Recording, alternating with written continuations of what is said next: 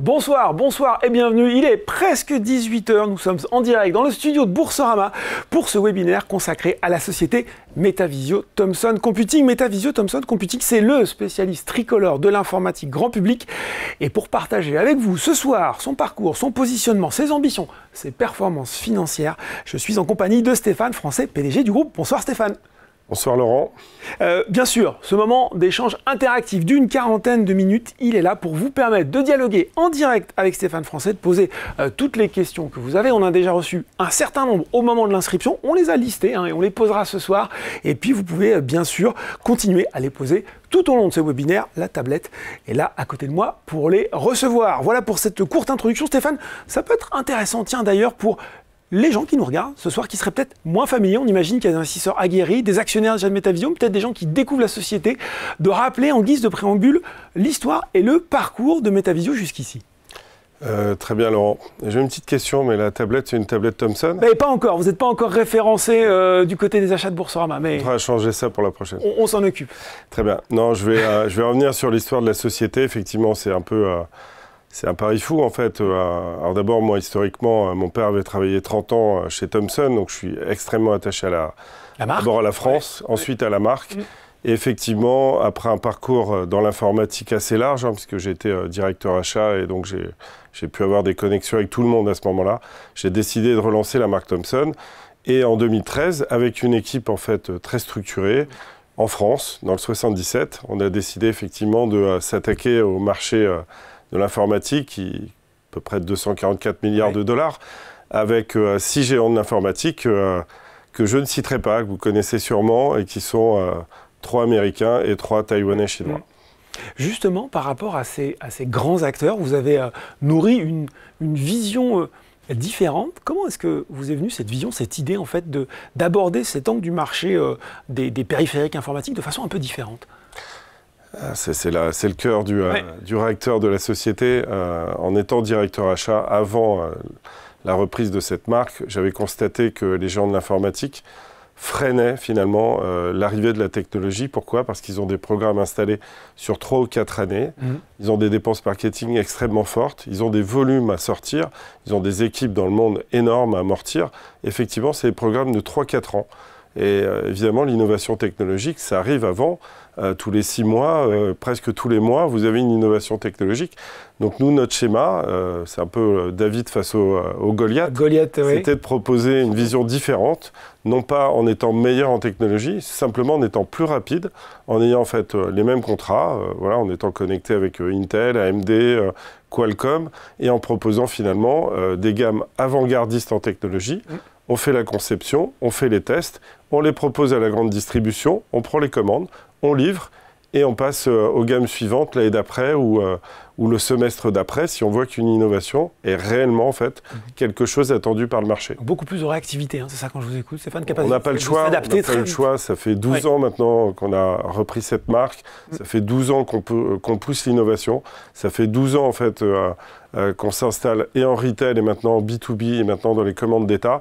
Et effectivement, l'innovation et la maîtrise des coûts qui nous permet d'avoir des prix moins chers nous permettent aujourd'hui de nous positionner à un moment crucial de la boîte où on prend des parts de marché là où certains en perdent. Justement, si on retrace cette aventure entrepreneuriale en termes de chiffre d'affaires, rentabilité, croissance, qu'est-ce que ça nous donne pour Metavisio ? Nous, vous savez, c'est une aventure un peu folle. Aujourd'hui, on a 32 millions de fonds propres. On a commencé avec 30 000 euros. D'accord. Et c'était en 2013. Donc derrière, on n'était pas très nombreux.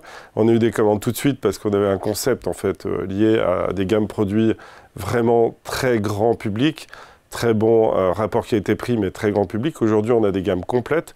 On a des gammes en fait qui vont jusqu'à 2 000 euros. On a des gammes et on sort en 2025 des programmes d'accessoires autour des imprimantes, des cartouches et même des serveurs. Donc vous voyez, on a une gamme produit qui s'est en train de s'élargir, oui. Pourquoi? Parce qu'on a renforcé nos fonds propres, on a renforcé nos équipes, on a renforcé en fait la roadmap produit, on a aussi renforcé en fait nos amis distributeurs avec des signatures de retailers, de grossistes au national et à l'international. Et c'est vrai qu'on n'a pas les mêmes ambitions. Humblement, on a mis 12 ans à faire ça. Ça a été un travail acharné avec une équipe incroyable, des personnes qui sont investies dans la boîte. Nous, c'est presque société, famille, individu. Hein. Vous savez, on est complètement attaché. On n'oublie pas notre pays. On essaye de pousser en fait une marque française à l'international pour la France, pour en fait l'ensemble du personnel de la société. Et comme vous le savez, chez nous, après 5 ans, on devient actionnaire en fait de la société. C'est une vocation, c'est une animation que j'ai créée dans la boîte, qui est une obligation, et ça crée un esprit en fait. Bon, sur quand même ce marché, on va rentrer un petit peu dans le détail de ce marché. On va essentiellement parler des PC portables et des tablettes. Vous l'avez dit, marché de mastodonte, on pense à des Apple, on pense à des Samsung, des Acer. Et on se dit, peut-être à première vue, que ça laisse assez peu de place pour une offre différenciante, différente, peut-être à tort, peut-être à raison. Non, à tort, quand je vous écoute. Je dirais que comme on progresse et qu'on a fait 80% de croissance... C'est donc qu'il y a une place. C'est quand même qu'on a une place. En fait, très humblement, on l'a fait avec les moyens qu'on avait. Je pense qu'on aurait pu faire beaucoup mieux. Aujourd'hui, en fait, en termes de technologie, il y a une place pour l'innovation technologique. Le time to market, ça marche. On l'a montré. Hein, vous savez, c'est un peu l'art de la guerre de Sun Tzu. Hein. Quand vous êtes petit, essayez de ne pas affronter les géants. Ouais. Voilà, donc on a essayé de faire ça. Ça a fonctionné depuis 12 ans. Bien évidemment, c'est extrêmement dur. Je ne vais pas vous dire que c'est simple. C'est vraiment très compliqué. Mais on y arrive. Et petit à petit, en fait, on s'installe avec des gammes plus larges. Toujours au niveau de l'innovation. Donc quand vous dites effectivement face à ces géants, comment faire, en fait, produire avec une meilleure technologie et mieux maîtriser ses charges de structure pour avoir des coûts qui permettent des prix de vente publics plus bas. Alors, des coûts agressifs, justement, je suis sûr que vous l'avez entendu à très nombreuses reprises, c'est là. On se dit que prix agressif égale entrée de gamme, égale peut-être produits qui sont pas forcément super performants. En fait, c'est simple. Encore une fois, non, parce que nous, on a des gammes produits effectivement entre 200 €, on va dire, et aujourd'hui, en fait, 2000 € sur les gammes retail. Et puis après, on a des serveurs. On va sortir des serveurs cette année. Donc, on n'a aucune limite, en fait, dans les gammes produits. Aujourd'hui, en fait, on répond à des marchés publics. On répond, en fait, à des marchés B2B. On répond au retail, qui est notre cœur de métier de départ. Mais on est bien sorti, effectivement, en fait, du schéma premier prix des débuts. Ça ne veut pas dire qu'on ne soit pas dans tous les quintiles de prix, avec l'ambition d'avoir le meilleur tarif et de proposer, finalement, vous savez, nous, dès qu'on a une marge, en fait, de 10% net, on est assez satisfait, parce qu'on ne veut pas prendre plus. On estime que, globalement, ça couvre nos charges fixes. Et je ne crois pas que ce soit en fait le cas de toutes les sociétés. Vous savez, quand vous avez 2 buildings par pays et 40 000 salariés dans le monde, je ne pense pas qu'en dessous de 500 €, vous puissiez gagner de l'argent. Infrastructure un peu plus élevée. On va rester peut-être dernière question sur les produits, justement. Il y a de l'innovation, vous me l'avez expliqué. Justement, est-ce qu'il y a aujourd'hui, vous, des tendances de consommation que vous constatez sur les usages de ces appareils? Si oui, quelles sont-elles? Et puis, comment vous y adaptez justement au plus près?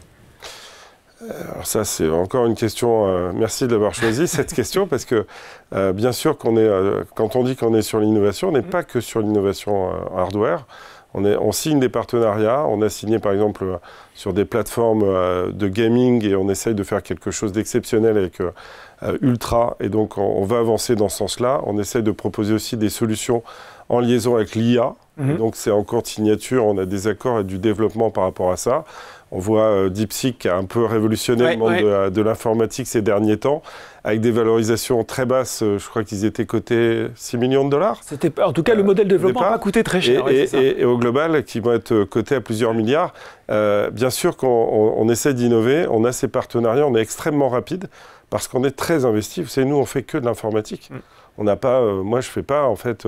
Si vous me demandez en fait où j'en suis en fait dans le domaine de la téléphonie, je sais pas quoi vous répondre. J'en fais pas. Moi je suis spécialisé en informatique, donc j'essaye d'être à la pointe en software, en hardware, en Web 3. Par exemple sur nos solutions en fait avec connectivité satellite, on essaye d'être en avance sur des écrans 3D et on arrive petit à petit à s'introduire et à être considéré par les meilleurs en fait de la distribution française, européenne et effectivement aussi mondiale. On vient de voir la stratégie produit, la stratégie d'innovation. Il faut qu'on évoque la stratégie de développement de Metavisio. Un des piliers de cette stratégie, c'est notamment le renforcement à l'international. Vous nous en avez déjà parlé, vous avez annoncé d'ailleurs récemment une opération. Est-ce qu'il y en aura d'autres? Et si oui, moi j'ai envie de savoir quels sont finalement vos marchés prioritaires. J'imagine que vous allez me dire, le monde est ma priorité, mais peut-être qu'il y a quand même des endroits par lesquels vous avez envie de commencer. Oui, on a plusieurs envies parce que d'abord, on voit bien que dans un monde géostratégique qui est vraiment fractionné entre les Chinois et les Américains, la réponse européenne, elle est attendue par beaucoup de monde, en priorité par les Européens. On a vu notre président en fait pousser ces derniers jours au niveau de l'Europe la préférence européenne et évidemment la préférence nationale. On sait que c'est une tendance en fait que les Français ont envie d'adopter, qui est sollicitée par le grand public. Moi, je l'ai dit, je souhaite que tout le monde en fait puisse investir dans des produits français parce qu'ils sont de même qualité. Moi, je ne vais pas dénigrer en fait les produits des autres. Je pense qu'ils sont de très bonne qualité, pas forcément en avance de technologie les autres. Nous, on l'est, mais par contre, ils sont de très bonne qualité comme nous. Et après, on a un meilleur rapport qualité-prix, on maîtrise mieux nos charges. À partir de là, je pense que chaque Français devra acheter, en fait, et consommer français. C'est ce qu'il faut prôner. C'est ce que le président prône aussi au niveau de l'Europe. Et ma stratégie, d'abord, elle est européenne. Point numéro 2, effectivement, comme on a une meilleure maîtrise des charges de structure, on peut aborder et proposer des solutions, par exemple, pour l'Afrique, et de proposer par exemple des PC à moins de 200 €. On est capable de faire des PC à 169 €, 179 € avec par exemple du Celeron qui est plus ou moins en fait un peu délaissé par le marché. Ben, nous on le pousse au contraire parce qu'on arrive même à des solutions d'innovation sur le Celeron. Là on sort des gammes PC. Un microprocesseur, hein, c'est ça le Celeron. Voilà, le Celeron c'est un microprocesseur et qui est en plus qui a une faible consommation d'énergie. Ça nous permet d'avoir des PC, écoutez bien, avec 27 heures d'autonomie en production, 18 heures en vidéo. C'est ça la nouvelle gamme 2025 sur le Celeron. C'est pour ça qu'il faut en fait que toutes ces enseignes françaises, mais aussi internationales, référencent ces produits-là. On est innovant, même avec des solutions en fait de dernière technologie. On arrive à proposer des solutions pas trop chères. On veut être grand public. Moi, je viens du grand public au départ. Je veux que les produits soient accessibles, mais d'abord, je voudrais que les gens considèrent que tout le travail effectué par mon équipe, par globalement en fait tous ces ingénieurs, tous ces techniciens qui font la conception et qui globalement arrivent à des solutions technologiques grand public, hyper innovantes, et puis avec 27 heures d'autonomie sur un ordinateur portable, je pense qu'on peut dire qu'on révolutionne un peu le monde de l'informatique. Il y a l'Europe, il y a l'Afrique, d'autres zones qui vous intéressent, Stéphane? Oui, on a développé l'Inde. Alors l'Inde, vous savez, ils font comme ça les Indiens, c'est assez compliqué, ça prend plus de temps que prévu. On a des accords, on a eu des grosses commandes, qui sont tombées, effectivement, et on avance à notre rythme. On a commencé à livrer effectivement en demi-année 2024 et ça avance moins vite que ce qu'on souhaitait, mais ça avance. Voilà, donc il y a d'autres coins en fait du monde qu'on commencera à livrer en 2025. Vous voyez, comme par exemple l'Allemagne, on a un gros plan de développement en Allemagne. Tout est en cours de signature parce qu'avant fin février, on aura signé tous les accords de distribution, dont des nouveaux en fait distributeurs, dont des nouveaux en fait resellers, tournés grand public. Et puis il y a le monde d'Internet. Évidemment, là, on est en train de se développer. On a plus de moyens, c'est donc beaucoup plus facile. Il y a une concurrence, on l'a dit, féroce autour des produits. Il y a aussi une concurrence féroce autour du marketing, on l'a dit. Il y a ces très grands acteurs avec des budgets marketing colossaux. Comment vous parvenez à justement gagner, au-delà des parts de marché, de la visibilité dans un marché qu'on présente aussi souvent comme finalement assez mature? Alors d'abord, il y a quand même une progression du marché de l'informatique. Bien évidemment, elle est mondiale, on ne va pas dire qu'elle est fortement en Europe, mais quoi qu'il arrive, nous on a humblement, en fait, on est une société avec un petit chiffre d'affaires. C'est plus facile pour nous de faire de la croissance que pour un des 6 autres acteurs en fait, de l'informatique qui a déjà en fait sa vitesse de croisière. Par contre, ce qui est certain, c'est qu'aujourd'hui, il y a une demande. Il y a une demande française, européenne, et il y a une demande associée aussi à une marque d'innovation depuis 131 ans. Thomson a 131 ans d'innovation. Donc au global, a marqué l'histoire de l'informatique dans les années 70, dans les années 80. Moi, j'ai 55 ans, je suis de 69. Honnêtement, collège, lycée, université... On a tous été sur des Thomson. On n'a été que sur des Thomson. Donc aujourd'hui, moi, je ne souhaite qu'une chose, c'est que l'ensemble des collèges de France, lycées et universités reprennent, en fait, marque sur des produits qui sont moins chers et très technologiques, et en plus français. Bon, là, sur votre feuille de route 2025, peut-être des années suivantes, c'est quoi les 2-3 grands défis que vous devez relever pour continuer à croître, justement? Moi, c'est simple. En fait, mon ambition, c'est d'abord relever le cours. Et pour ça, en fait, on a signé avec une société américaine, ARC, pour être également présent, en fait, sur le marché américain. Bon, je rappelle, ARK, c'est quand même la société qui a géré toutes les sociétés en bourse du président Trump. Donc c'est un fonds énorme. C'est une société en fait finance spécialisée dans les cotations américaines sur les marchés américains. Je l'ai annoncé plusieurs fois. Cette signature, elle est effective. On est en cours. On n'abandonne pas le marché européen. On veut une double cotation. Moi, je suis extrêmement en fait proche de Euronext et je vois en fait tout le travail qu'ils ont accompli. Et effectivement, on a envie de pousser, mais c'est vrai que les places européennes, aujourd'hui, elles sont perdues dans les valorisations et ça chute. Et donc, en fait, nous, on a besoin d'un renfort en fait, d'image aussi à l'international. On a besoin de fonds supplémentaires. On n'a pas besoin en fait, de trop de fonds. C'est pour ça qu'on a pris, nous, des produits structurés et qui permettent à notre contrôle. Et Laurent, je vous mets au défi de trouver en fait, un contrat comme celui qu'on a pu signer avec Americania qui est à notre main. Moi, effectivement, on a libéré 6 millions, mais en fait, on a 22 tranches de 2 millions qui est carrément à notre main. Bon, on va en reparler de ça parce que vous notez, il y a eu pas mal de questions qui sont tombées. On va évoquer ça. Ça, c'est le premier grand défi. Est-ce qu'il y en a un ou deux autres que vous avez envie de partager avec nous? Oui, on l'a dit, sur le marché africain, on a une grosse ambition parce que, en fait, encore ce matin, j'étais avec un distributeur africain. Il y a une vraie demande, il y a une vraie nécessité. Il y a des personnes en fait, convaincues qu'il faut apporter non pas des solutions en fait, de consultation, mais bien des outils de production en Afrique. Et quoi de mieux que finalement une marque qui est ancestralement connue en Afrique, une marque Thomson, où les émetteurs et réémetteurs étaient déjà installés en Afrique par Thomson, et sur lequel en fait Metavisio, avec cette marque Thomson, a des vraies raisons de briller sur la francophonie, mais également en fait, dans le monde anglophone, parce que derrière, on a le meilleur rapport qualité-prix. Bon. On a l'innovation, produit, on a la stratégie, il faut qu'on aborde le volet performance financière. Question toute simple, comment aujourd'hui se porte la performance financière de Metavisio? Quels sont les indicateurs que vous surveillez tout particulièrement? Est-ce que c'est la rentabilité? Est-ce que c'est l'endettement? Il y a notamment un ratio dette net sur fonds propres qui est en amélioration, mais qui reste à 84% au premier semestre. Voilà. Où en est aujourd'hui finalement la température financière de Metavisio? Alors, effectivement, merci de le rappeler, d'abord, on est en nette amélioration par rapport aux critères en fait, validés par les CAC à la fin de premier semestre. En fin d'année, c'est encore mieux, puisque là, on peut le dire, hein, on a atteint en fait, la barrière psychologique des 30 millions de fonds propres, on est même à 32 millions de fonds propres. D'accord. Donc, c'est une grosse progression. Rappelez-vous, 2013, 30 000 euros de capital. 2025, 32 millions en fait, de capitaux propres. Ce n'est pas la même société. Donc oui, on a fait appel à des fonds, on a fait appel en fait, au marché. Moi, j'ai mis tout ce que j'avais dans la société, tout mon patrimoine, tout. Voilà, je ne peux pas faire mieux. 100% Thomson. 100% Thomson, 100% Metavisio, parce que j'ai une croyance absolue dans notre capacité à pouvoir faire quelque chose. Et effectivement, on a réduit l'endettement. On a en fait réobtenu des lignes grâce à ça de crédit qui ont permis de performer la fin d'année et surtout de prévoir en fait un programme sur 2025, cette fois-ci avec assis sur des fonds, assis sur une possibilité de tirage à ma main, donc je ne suis pas obligé de le faire, mais si j'ai besoin pour le développement, je le ferai. Et c'est maintenant les meilleures conditions de la société. Bien sûr que l'une de mes ambitions premières, hein, moi je suis le premier actionnaire de la boîte, c'est de faire remonter le cours.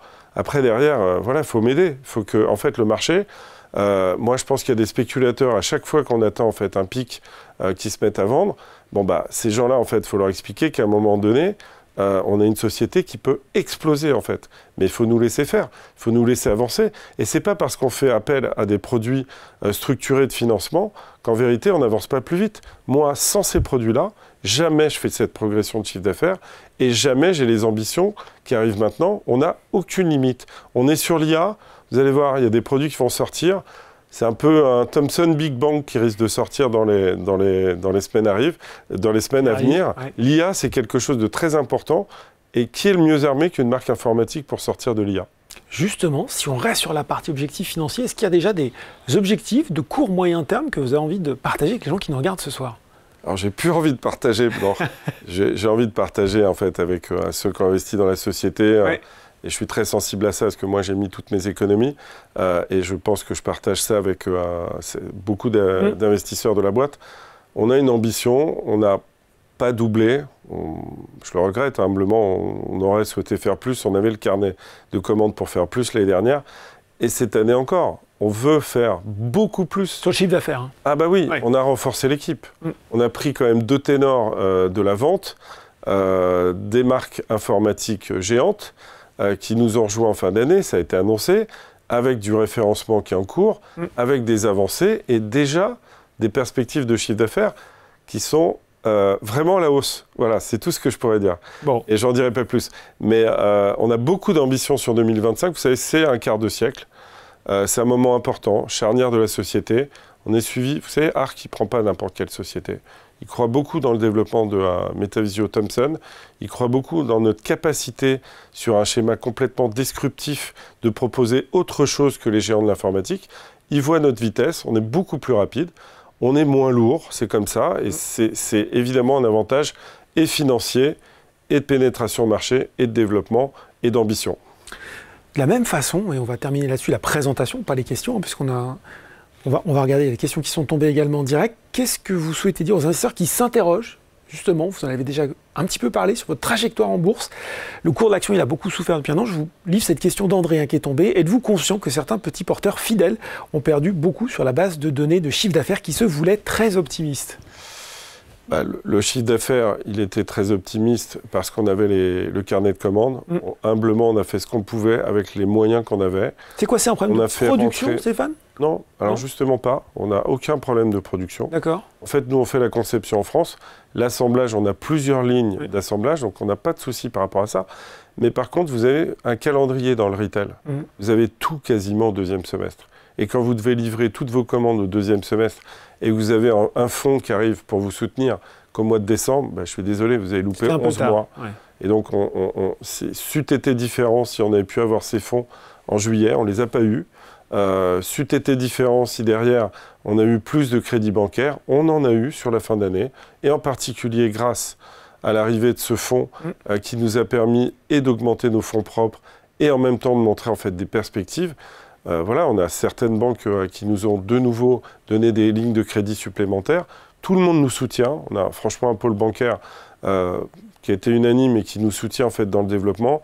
On a la BPI, on a Business France qui nous aide et qui nous pousse. Moi, je suis respectueux de ça, mais humblement par rapport à ce que, par rapport à la question directement. Oui. Oui, je suis le premier humblement à regretter de ne pas avoir fait plus de chiffre d'affaires avec un carnet de commandes comme j'avais. C'est ce que j'avais annoncé. Déjà en octobre ou septembre, on avait annoncé qu'on ferait en fait quelque chose de record. Ça a été le cas. Et évidemment, c'était moins à la hauteur que ce qu'on avait pensé. Encore une fois, si j'avais eu des fonds plus tôt, parce qu'on ne peut pas me reprocher de rentrer des fonds et en même temps me reprocher de ne pas faire de chiffre d'affaires. Je veux dire, si j'avais eu des fonds plus tôt, eh bien effectivement, on aurait fait beaucoup plus de chiffre d'affaires, ça c'est sûr. Bon, 2025, quand je vous écoute, c'est l'année où toutes les planètes sont plus ou moins alignées.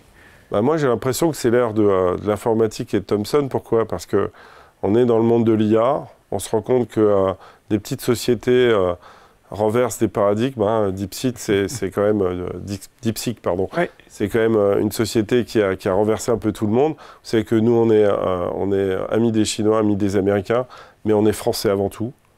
On pousse une marque française, on pousse une marque européenne. On sait que le gouvernement est derrière nous. On sait qu'il y a une envie. On sait en fait que les Français n'attendent que ça. On a juste envie de montrer l'exemple et de participer en fait à, je sais pas, un exemple français de réussite. Mais on a besoin du soutien de tout le monde. On a besoin qu'on arrête de regarder dans le rétroviseur et qu'on se dise, OK, c'est quoi les constantes de cette société?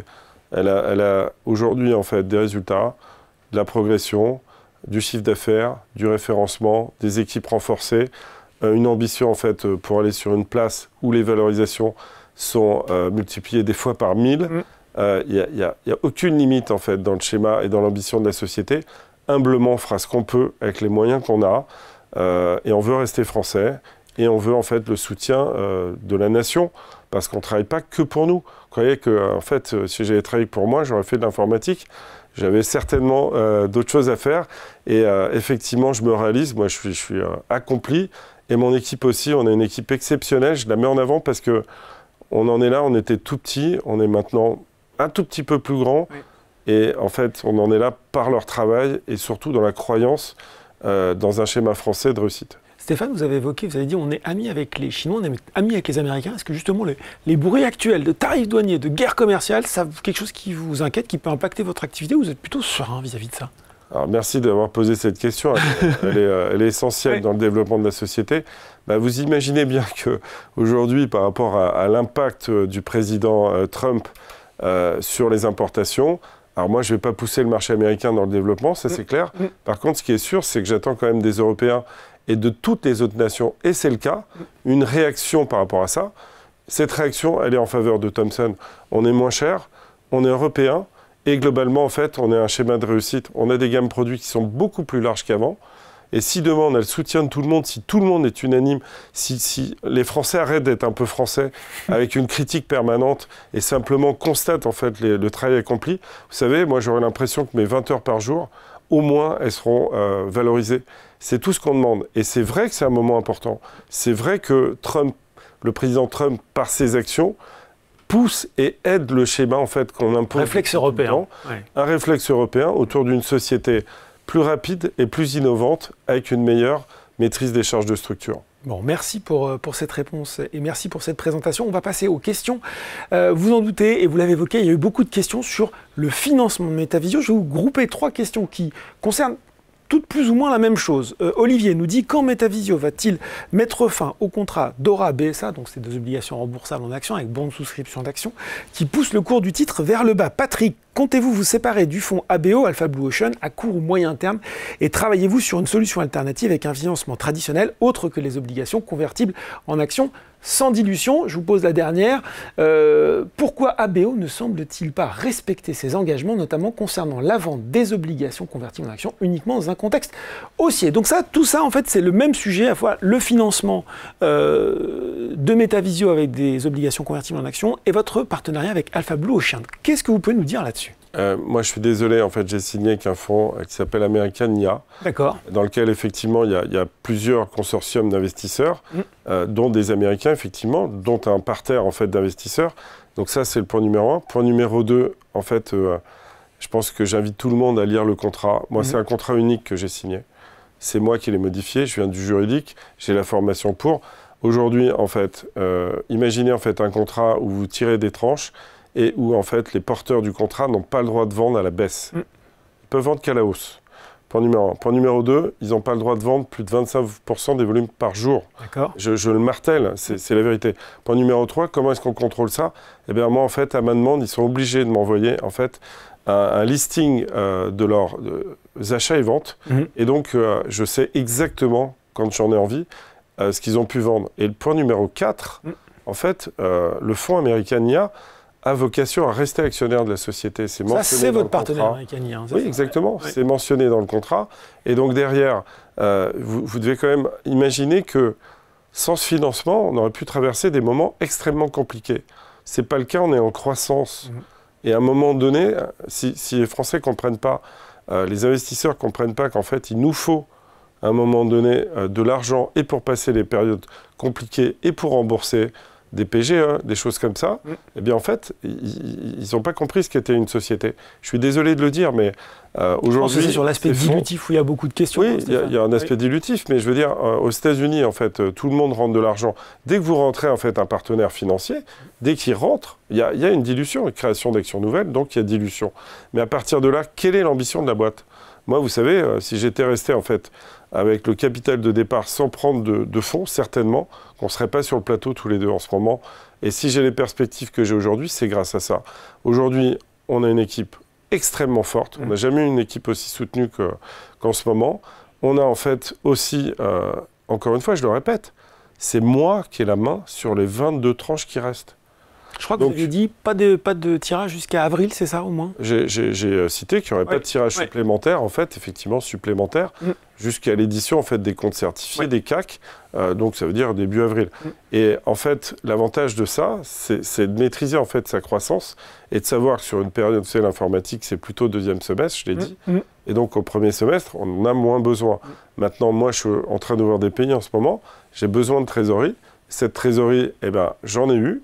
Et heureusement qu'elle est arrivée, j'ai pu finir la fin d'année, j'ai fait ma croissance, mais encore une fois, je vais répondre clairement aussi à la question, à quel moment je vais arrêter, mais peut-être demain. Si demain j'ai un investisseur en fait, qui me dit en fait, j'investis 50 sociétés, 50 millions voilà, dans la société parce que je crois dans son développement, et croyez-moi, on le cherche, et croyez-moi que si l'État par exemple était intéressé pour même investir dans la boîte, on serait preneur. Moi je ne suis pas vendeur de la société. J'ai investi tout ce que j'avais, mais je vendrai jamais cette société, j'en ai pas envie. Je me réalise, tous les matins je me réveille avec le sourire, et l'ambition en fait de créer quelque chose d'exceptionnel et de le faire avec les porteurs, les petits porteurs, les grands porteurs et des fonds qui peuvent arriver. Moi, j'en contacte pas mal, faut le savoir. L'avantage, c'est que j'ai un contrat à ma main. Donc, si demain je veux l'arrêter, je dis OK, je tire plus aucune tranche, bah, je les tire plus. Donc là, j'ai annoncé que j'en aurais plus jusqu'à avril. Bah, voilà, le marché devrait se réveiller et se dire OK, bah, on a une fenêtre de tir. Et puis d'ici avril, honnêtement, avec mes partenaires Americania, c'est inscrit. Il y a des nouveaux investisseurs qui peuvent arriver et ces gens-là vont nous propulser sur la bourse américaine. C'est évident que moi, je cherche une valorisation aussi sur la bourse américaine parce que derrière, j'ai confiance dans la France, mais globalement, toutes les places européennes en bourse sont en train de baisser. C'est un peu compliqué. Et donc, je pense qu'il y a un équilibre à trouver entre une place en France, on a un marché très dynamique. Ce serait une double cotation, ce serait pas, vous ne délisteriez pas sur Euronext Paris. Non, nous, l'ambition, en fait, c'est de rester en, fait, en Europe et d'aller aux États-Unis. Et donc, en fait, les schémas ne sont pas arrêtés. On est avec ARC, on est en train d'étudier tous les schémas. Peut-être que si demain, j'ai un gros investisseur, je me retire carrément de la bourse. Et dans ce cas-là, l'avantage, c'est que tout le monde y gagnerait, parce que les valorisations, bien évidemment, on est sous-valorisé. Tout le monde le sait, tout le monde le dit sur tous les forums. Donc voilà. Maintenant, moi, je suis désolé, j'ai passé les caps difficiles. Là, je suis en pleine progression. Et aujourd'hui, j'invite à tous les investisseurs. Bien sûr qu'il y a eu des moins-values. Le premier perdant dans ces moins-values, c'est moi.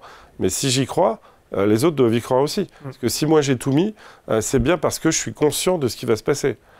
On évoquait la cotation Nasdaq, justement. Thibaut nous demandait transition toute trouvée. Est-ce qu'on aura bientôt une date? Est-ce qu'on sait quand va avoir lieu cette cotation? Vous savez qu'on est en discussion. Ouais. Alors, j'informe le marché.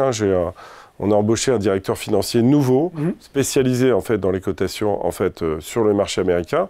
Il va commencer en fait début de semaine prochaine. Et c'est en cours. Voilà. On est en train. J'ai lancé des comptes en IFRS. Pour répondre aux normes américaines. Oui.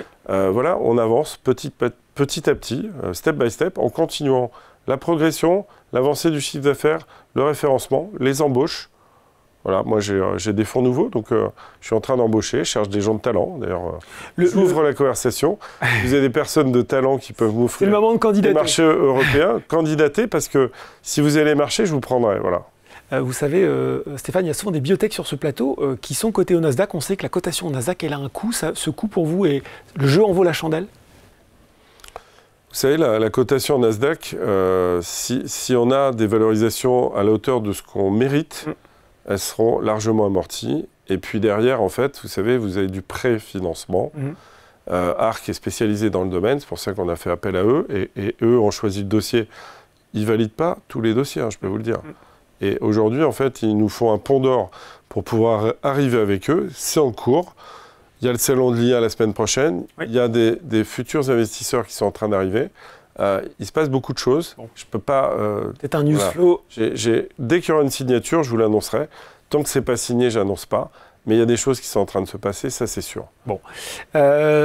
Des questions sur notamment les accords, les commandes en Inde. On a une question de Sébastien. Qu'en est-il des accords coopération avec Flipkart qui avait commandé 79 000 laptops, New Shop en Inde et People en Chine? C'était à peu près la même question de Sébastien. On a la situation avec Flipkart. Qu'en est-il précisément de la commande ferme des 79 000 laptops? On a, comme je l'ai dit effectivement, j'ai donné un début de réponse, je vais continuer un peu plus. Dans le détail, oui. Un petit peu plus dans le détail. On a livré en fait quelques millions à Flipkart. Ils les ont mis en ligne. Vous pouvez aller vérifier sur les sites internet. Ça a commencé plus tard que prévu.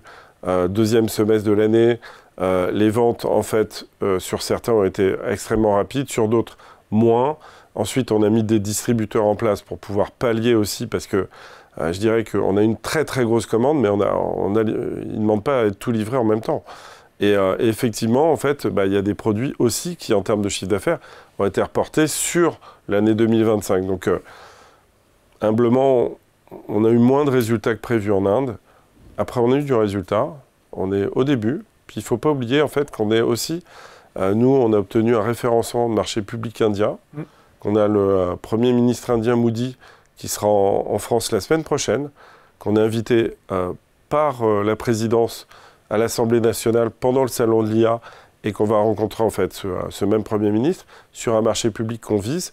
Et effectivement, en fait, il y a des choses qui en Inde sont en train d'arriver, alors moins vite que prévu. Et j'entends tous les petits porteurs qui ont envie en fait, de résultats exceptionnels chaque semaine. On fait le maximum. Voilà ce que je peux vous dire. On a une autre question, on revient un peu sur le financement, sur l'utilisation cette fois-ci des fonds levés en 2024. Pouvez-vous nous détailler l'affectation des fonds issus des différentes levées de fonds en 2024 ? Vous aviez indiqué qu'ils serviraient à répondre aux commandes, mais certaines estimations évoquent un chiffre d'affaires inférieur à 70 millions d'euros, ce qui pourrait impacter les finances de Metavisio et la crédibilité de votre stratégie. Pouvez-vous nous éclairer sur cet écart et détailler l'utilisation de ces financements ? À quoi a servi l'argent, en gros, hein, si je le résume de façon très brutale et lapidaire ? Alors, moi, je vais me répéter un peu, mais on a renforcé les équipes. On a en fait mis en place une filiale en Chine, avec Metavisio en fait Shenzhen, avec une équipe en fait en Chine qui fait le contrôle qualité, qui fait aussi en fait, qui nous donne plus d'aisance parce que grâce à ça, on a avec People, et je réponds à oui, c'est vrai qu'on n'avait pas vu. Oui, eh bien en fait un partenariat qui a commencé, en particulier sur le deuxième semestre, avec globalement en fait des lignes de crédit qui nous sont données par eux grâce à cette nouvelle structure, et en fait qui est une sister company. Et on a adressé une partie des fonds pour créer en fait un personnel autour de nous, autour du développement de la société, avec plus de capacité pour 2025 plus que pour 2024, mais aussi sur 2024 de livrer. Et ça, c'était très important. C'est un axe en fait majeur. La société s'est renforcée parce qu'on a des gammes produits, encore une fois, qu'on est en train de développer, qu'on a créé et qui demandent aussi de l'investissement. Donc en 2024, on a mis de l'investissement sur des gammes, je l'ai dit, imprimantes, cartouches qui vont commencer en 2025, sur des gammes serveurs qui vont sortir, avec des nouveaux partenaires, avec des choses aussi, des partenaires sous licence NVIDIA, qui sont en train de regarder en fait la société de façon extrêmement attentive, on va dire. Et donc tout ça, c'est 2025. Encore une fois, c'est un quart de siècle, c'est une année importante. Oui, l'investissement en fait est arrivé trop tard. Il est arrivé en fait en décembre. Je suis désolé, je fais pas de miracle. Je peux pas rattraper 11 mois. Donc j'ai fait tout ce que je pouvais. On a livré tout ce qu'on pouvait. Et par contre, je rassure. Je veux dire, les commandes ont livré, on les a. On les livrera au premier semestre 2025. C'est un décalage. Enfin bon, on a une très belle progression déjà. Beaucoup moins que prévu, je l'accorde. Et humblement, voilà, c'est pour ça d'ailleurs que je ne veux plus annoncer rien. Parce qu'au final, quoi qu'il arrive, même quand on fait 80% de croissance, bah, le marché en est pas satisfait. Je le comprends parce qu'on avait annoncé plus. Bon, bah, on fait quand même 80% de croissance. En France, en ce moment, je ne sais pas s'il y a beaucoup de boîtes à ces chiffres-là. Pas tant que ça. Question de Jean-Marie, notamment un aspect de sa question, y a-t-il d'autres suites, contrats ou commandes suite à votre venue à Las Vegas ? Il va peut-être falloir donner du contexte pour ceux qui ne savent pas exactement à quoi correspond cette venue à Las Vegas. C'était pas pour jouer au casino ? Non, bon, je ne joue pas au casino, mais j'ai pas eu trop de temps.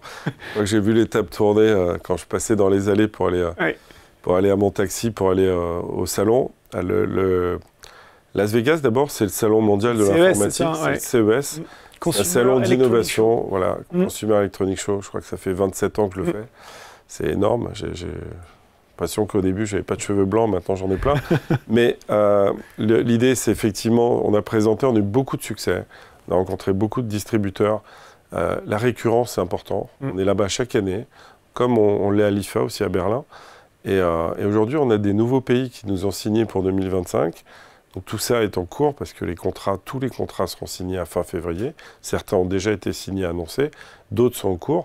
Des nouveaux pays, je l'ai dit, on a beaucoup parlé d'Allemagne. On a rencontré, c'est un marché qui nous intéresse beaucoup en Europe, mais aussi toute l'Europe de l'Est, avec des nouveaux partenaires en Scandinavie, des nouveaux partenaires en Hongrie, des nouveaux partenaires en fait en Turquie. Pour adresser en fait des populations qui globalement sont en attente d'une solution européenne face encore une fois aux Chinois et aux Américains qui proposent en fait les mêmes solutions dans les mêmes quintiles de prix. Valentin qui nous demande est-ce que les discussions avec Starlink au CES ont abouti? Je vais être honnête, on voulait voir Starlink parce qu'on propose effectivement des PC. Starlink, on rappelle, hein, c'est le réseau Internet d'Elon Musk. Et on n'a pas pu rencontrer Elon Musk. Il s'est passé juste un élément important. Il y a une élection américaine, un gouvernement dont je crois Elon Musk faisait partie. Et on n'a pas pu rencontrer ces équipes. On ne désespère pas. On a rencontré par contre d'autres personnes très proches de Starlink. Et on a fait des dîners là-bas. Des personnes qui vont venir nous voir en France la semaine prochaine. Donc on est assez à l'aise en disant que on est nous très connectés, on va le dire comme ça. Et en Chine avec People qui est quand même très proche du monde des satellites. Et de l'autre côté avec des personnes qui sont autour de Starlink et un Starlink qui commence à nous connaître. Après, rien n'est signé, donc j'en dirai pas plus. Il faudra que vous reveniez dans le courant de l'année 2025 pour partager avec nous toutes ces nouvelles. On refait un détour du côté de l'Inde. On va parler de New Shop. Pouvez-vous clarifier les raisons de son entrée au capital de Metavisio? Quels sont les objectifs stratégiques de cet engagement? Alors, on n'a pas rentré New Shop au capital de Metavisio. Je pense qu'il y a la personne une commande. Qui a posé la question a mal interprété. On est en fait sur un partenariat avec New Shop. New Shop est une société à venir, c'est-à-dire en fait qui a prévu dans les 2 ou 3 ans, je crois, de développer plus de 2000 magasins en fait en Inde. Franchement, c'est compliqué. Voilà, je l'ai dit. Là, c'est compliqué. On n'a pas abouti en fait avec New Shop. On a en fait une commande et globalement un schéma en fait de livraison par rapport aux ouvertures de magasins, mais tout n'a pas été réalisé. Et on est en pourparlers. Je suis désolé, ça a duré plus longtemps que prévu. On avait annoncé des choses. On n'a pas pu livrer sur l'année passée ces magasins-là. On avait des commandes, des précommandes, et c'est indien. Voilà, en tout cas, ils ne sont pas au capital de Metavisio. Non, ils ne sont pas au capital de Metavisio. Encore une fois, on n'est pas fermé, nous, à faire rentrer des gens au capital, mais ce n'est pas le cas. Voilà. On reste en Inde. Daniele nous demande en septembre, Sahasra Group, lors d'une réunion financière avec des journalistes indiens, a tenu des propos très négatifs sur Metavisio, affirmant que l'entreprise rencontrait de nombreux problèmes et qu'ils allaient chercher d'autres partenaires. Que souhaitez-vous dire à Sahasra? C'est quoi la position de Metavisio en Inde? Allez, droit de réponse sur ce sujet. Sahasra, c'est un partenaire local qui nous a fait un peu d'assemblage, c'est une petite structure. Voilà, humblement, en fait, on a trouvé un partenaire beaucoup plus important en Inde. Pour travailler avec eux, parce que sur des marchés publics, évidemment, on ne peut pas rester avec un partenaire pouvoir délivrer. Petit. Et donc voilà, on a changé de calibre et un petit peu à la hauteur des ambitions de la société. Et puis aussi, voilà, ça fait partie en fait du non-résultat en Inde. En tout cas, on a livré, on a commencé à livrer, on a commencé à ouvrir le marché, on a commencé à vendre. Et ça sera, franchement, à participer en rien, quoi. Voilà. Est-ce qu'on a répondu à la plupart des questions ce soir en régie ou est-ce qu'il y a encore des questions à venir? Alors, j'ai pas l'oreillette ce soir, il va falloir que je me fie à la tablette. Généralement, ça va très vite. C'est pas une tablette Thomson, comme vous l'avez dit, Stéphane, ça ira peut-être plus vite avec une tablette Thomson. Est-ce qu'en attendant, peut-être, s'il y a une dernière question, mais peut-être un mot de conclusion déjà sur ce webinaire et un message que vous voudriez partager en guise de conclusion avec les gens qui nous ont regardés ce soir? Un message... voilà, je ne peux pas dire mieux que nous, nos équipes elles ont énormément travaillé sur 2024, vraiment. Ça a été une année extrêmement dure parce qu'on a voulu beaucoup de développement et qu'on l'a fait en termes de technologie, de partenariat signé, de distribution, pour arriver en fait à un résultat qui est très bon, mais qui globalement en fait est moins bon que ce qu'on avait prévu. Par contre, il se décale. C'est-à-dire qu'en 2025, on a, nous, je vous l'ai dit, Thomson Big Bang, il faudra l'étudier, parce que derrière, c'est un nouveau départ presque. C'est comme un peu la V2 de la société. On sait qu'on est une équipe comme jamais.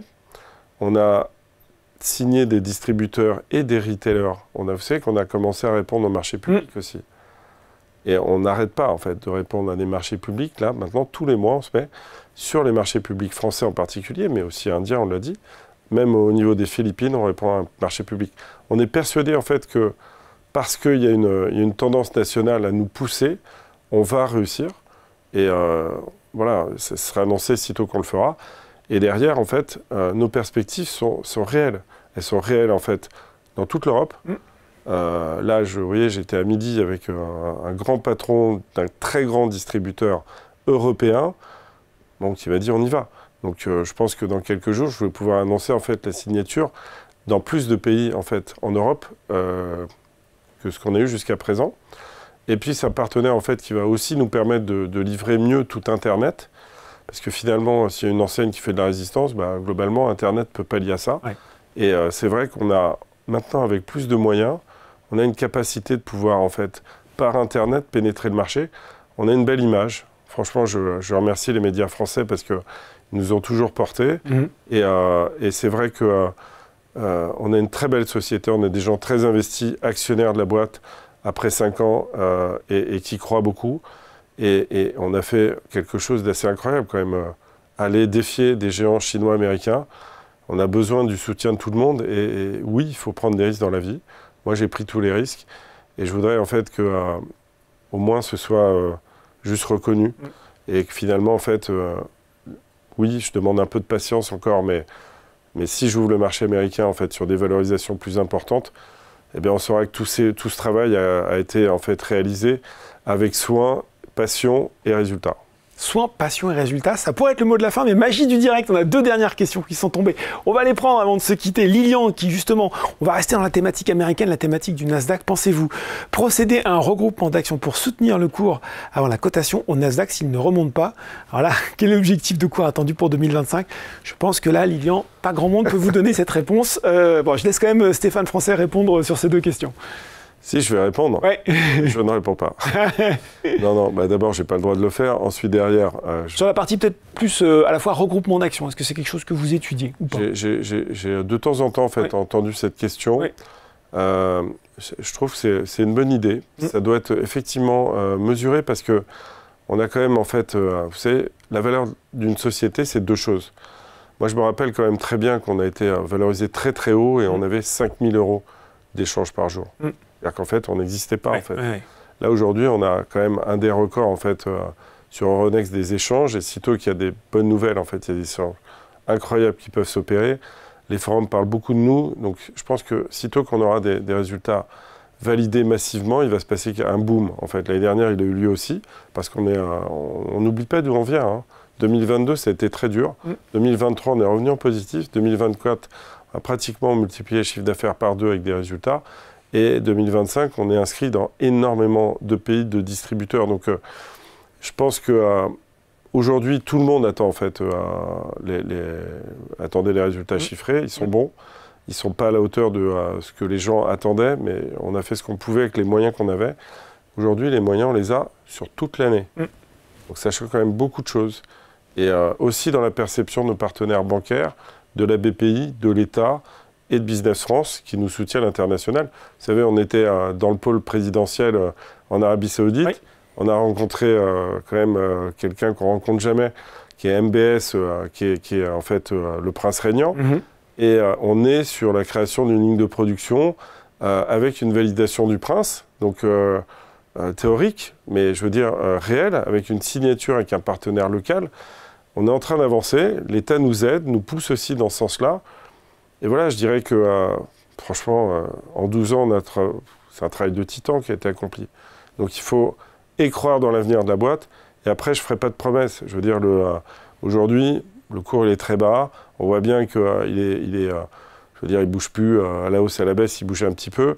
Et globalement, en fait, si demain, il y a un élan positif et que les spéculateurs arrêtent de jouer leur jeu, à ce moment-là, en fait, le cours il va exploser. Bon, une toute dernière question, celle de Philippe, avec les bons de souscription qui donnent droit au fond d'obtenir 61 millions d'actions à 0,49 €. Pensez-vous raisonnablement qu'un investisseur puisse arriver et entre dans le capital de la société? Je pense que oui. De toute façon, là, aujourd'hui, l'action, elle est à 0,17, je crois. Donc derrière, 0,49, on n'y est pas du tout. Moi, si demain, on est à 0,49, tant mieux. Et je le souhaite. Et honnêtement, d'après ce que la question invite à penser, ça devrait être le cas. Alors, au moins jusqu'à ça. Et puis après, derrière, en fait, encore une fois, le contrat, nous, on a 50 millions, en fait, qu'on peut prendre.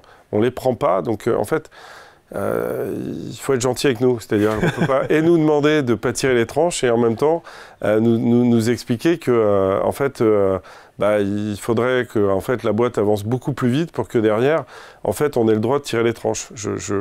J'entends ce que vous dites, je le comprends, mais très honnêtement, si on m'avait proposé un autre choix, je l'aurais pris. Moi, perso, j'avais 100% du capital de la boîte au départ. Hein. Donc derrière, je pouvais rester seul à 100% avec mes rêves ou les accomplir en fait avec des partenaires financiers et en fait des porteurs qui aujourd'hui ont mis en fait évidemment l'énergie et leur argent dans la société, mais comme moi, parce qu'ils croient peut-être dans un schéma, dans une équipe et encore dans la France. Là aussi, c'est un beau mot de la fin. Et pour le coup, on va s'arrêter là-dessus. On est resté 48 minutes ensemble parce qu'il y avait effectivement pas mal de choses à dire et beaucoup de questions auxquelles vous avez toutes répondu. Merci beaucoup, Stéphane, d'avoir partagé avec nous ce soir le parcours et les ambitions de Metavisio. Merci Laurent. Voilà, c'est fini pour ce webinaire. Si vous n'avez pas pu tout voir, ne vous inquiétez pas, il sera en replay d'ici quelques jours sur le site de Boursorama. Merci beaucoup d'avoir été avec nous ce soir. À très bientôt.